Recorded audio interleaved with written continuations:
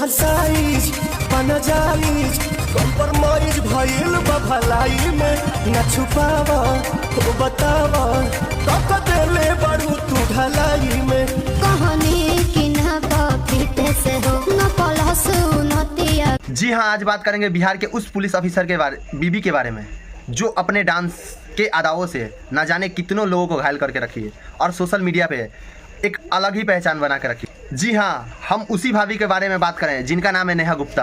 हाँ, हम लोग भी आज निकल चुके थे उस भाभी के खोज में।